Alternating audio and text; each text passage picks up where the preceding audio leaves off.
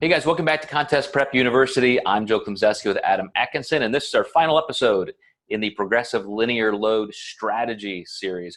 We're going to talk about how to assess and monitor and continue to manage and fine-tune this process. And Adam, you had a great story in the last episode about a client that you had him so close to being as full as possible, you even had to retract a little bit, keep him more active on contest day, have him lay down a little bit, be a little more active, kind of alternating activity and rest and lying down for lymph drainage, as well as then at the very last moment, adding a little bit more sodium where you could see, okay, now you're getting close to the contest. So we need to really, this is our kind of Hail Mary pass, so to speak, to get more fluid into the muscle cells, which is going to be a little bit transient depending on the amount of hydration, sodium, and food.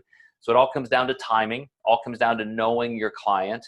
And if you guys are competitors without coaches, you're just trying to figure out your own physiques, this is why it's so important to take these notes and look at those pictures and record your weight and just create this massive database of stats that you can go back to, and including visual feedback. Get those pictures for these statistics to compare them to. But Adam, let's back up a little bit into the week. Let's say we're back into Monday, Tuesday, Wednesday. Peak week is now in its third or fourth day. What are you looking for your clients? Let's kind of lump this into an amalgam client, somebody who's where they should be. We definitely want to be increasing carbohydrate. How do you know day to day how much carbohydrate you're going to add, if at all? Yeah, it really depends on what we're seeing with the pictures. And where you see the biggest difference is morning and night pictures for myself. So I find myself going back to those quite a bit.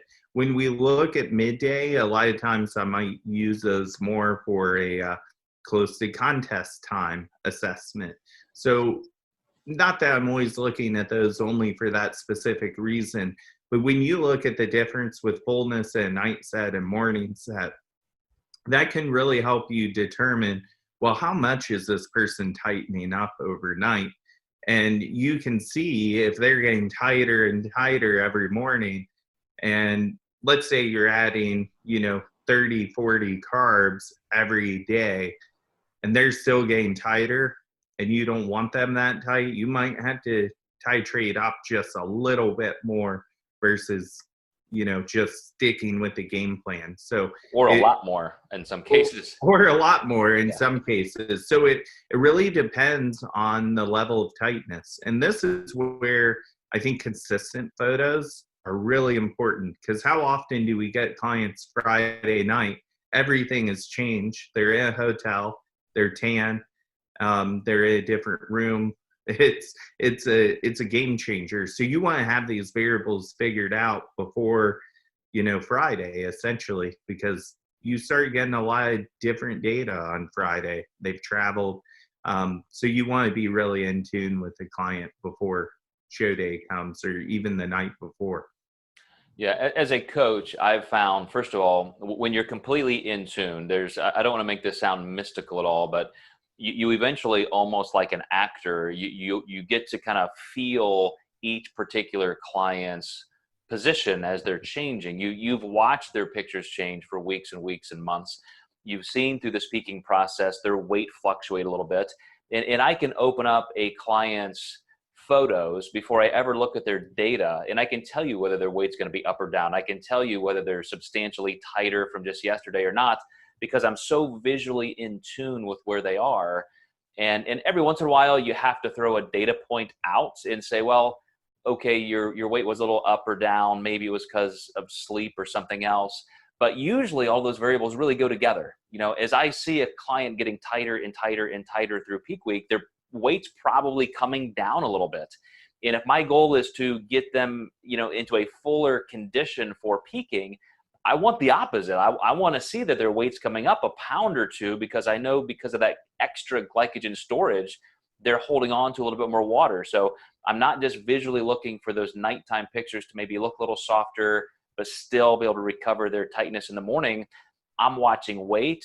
I'm looking at their food intake. We will have already planned out exactly what their sodium levels will be. So there are so many variables, not only completely controlled, but I'm managing them all in the same direction toward fullness. So all I have to do is either slow down my speed of progression or accelerate it, and we're going to be on the money. It's almost like zeroing in on that target. You're already going to hit the target, and you're just getting, every day you're getting a little closer and closer and closer and closer to that bullseye, and you're watching it come at you. You know how many days you've got. You know exactly what that client's been doing for days, and that's what's so great about this kind of peaking method. It's homeostatically, physiologically more foolproof, but it's also exactly what will get them to their best look. And you don't have to gamble. You don't have to do these weird, rapid loads, front, back, whatever, and then try and manage the chaos that you created. Instead, the entire week, you're actually creating order and stability.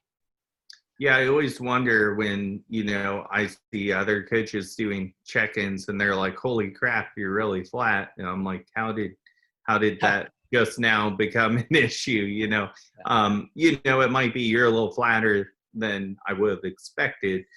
So let's do this. But yeah, it seems to be oh my God, what'd you do? And it's like, well, what didn't you check? Yeah. And so, yeah, I think that, oh, go ahead. I was going to say, it's probably like that. It's almost like, it's like Russian roulette, right? Like every single client, you're hoping one of your clients looks good and quote, it worked, because it's all a gamble. You're all just, with those traditional peaking methods, everything is so risky. You're just hoping that somebody had the right genetics and the right context, that it worked, because all of the coaches using kind of a one-trick pony peaking method where there is no management, there is no assessment. It literally is just a crapshoot. Yeah, just like looking back at Rocky, the bodybuilder, who was, a meal spilled over. I think some coaches would have said, oh, do the burger and fries, because they do see some tightness due to sodium. But if you're already a couple calories in too deep, that's just going to perpetuate the problem more, when really you can just use a couple teaspoons of salt and get exactly what you need versus guessing. Awesome.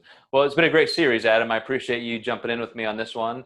And for you guys watching and listening, I hope that helps you understand the progressive linear load a little bit more. It really is just that easy, but at the same time, takes some critical energy in terms of assessing and monitoring, so that you can still get closer to that bullseye. But we will see you next time in Contest Prep University with a new series. Stay tuned, and please like, share, leave us reviews, anything you want.